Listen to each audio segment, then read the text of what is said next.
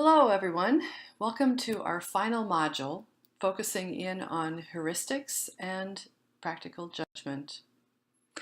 So you'll see with this image that heuristics are aids. They are tools that we use for learning, discovery, or problem solving that help us simplify what we take into account and therefore be able to make decisions in a timely manner. So heuristics scope out or delimit what we examine. Instead of the whole universe of possible variables across multiple ecological levels, we'll say no, we're going to look at the family, or we are going to look at this organization, or we are going to look at policies versus the hiring practices. And because it delimits, it helps shorten the time required for decisions and also just prioritizes what we're looking for.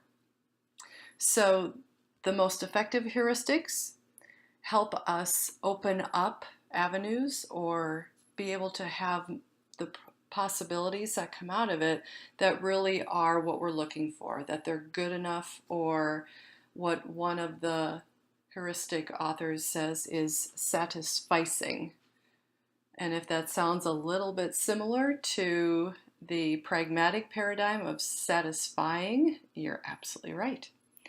So moving along, just to keep in mind that every heuristic is going to be super helpful in certain conditions, but it always obscures or hides information, and heuristics always exist in a historical and cultural context.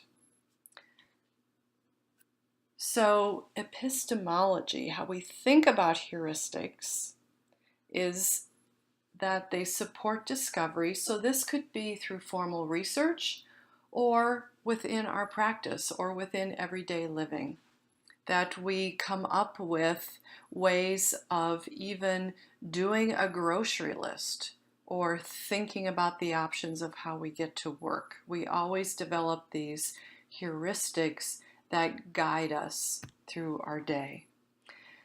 And as you'll see in Tyson's article, Tyson is claiming that all research methods are heuristics, that whether it's quantitative or qualitative, and because of that, all methods are fair game to select. You make your decision based upon the usefulness to specific situations, problems, or research questions. Again, similar to the pragmatic paradigm. So here, heuristics, or a heuristic paradigm, is very clear in saying that there is bias inherent throughout the entire research process, that there is just systematic bias. From the moment you start thinking about a question, noticing a problem, how are you going to study it, all the way through what you do with what you find. And therefore, the way one works with bias is through this phrase, bias regulation through bias recognition, similar to clinical practice.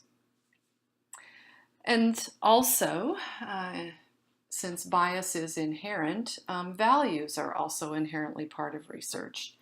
The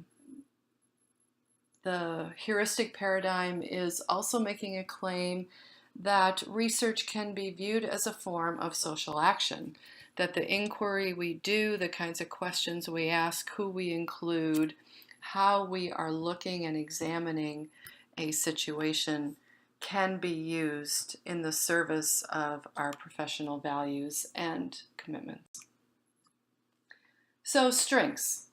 Heuristics provide these simplified guides for researchers, but also within practice and daily living. So for example, if we have acronyms to use to help us remember how we assess for risk of suicide or homicide or substance use, or if we have particular strategies for documentation, or if we come up with a heuristic that we use collectively to make decisions at staff meetings.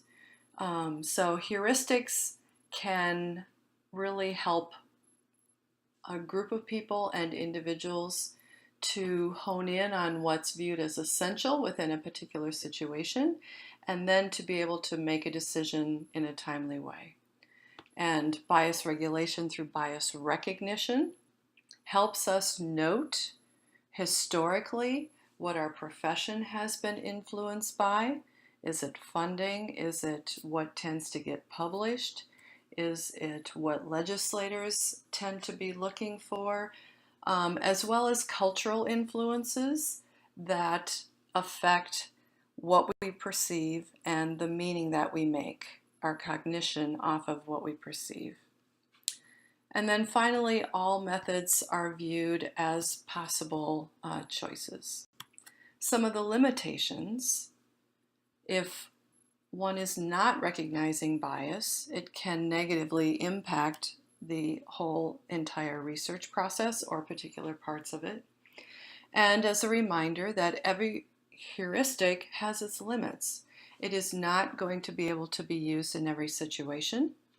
And we have Heinemann, Piper, and Tyson, who wrote about the heuristic paradigm a great deal in the 90s and early 2000s, but it has not been embraced within the profession. So we can think about heuristics as guides without necessarily viewing it as a full fleshed out paradigm like we have been examining with post-positivism, social construction, critical theories, and pragmatism. So we only have a week for this module. We need to speed up our roller skating. And because of that, I've only selected 3 readings. If you could read through Tyson throughout, that provides a very strong overview on what I just highlighted with the key tenets. The Collins and Bilge piece is talking about intersectionality as a heuristic that can be used in research and in other kinds of conceptual analysis. And then Nyathi's piece gives us an example about limitations of heuristics in examining the use of heuristics when making decisions around child abuse. And so I've provided some key pages to look at for that. Happy reading. Talk to you soon.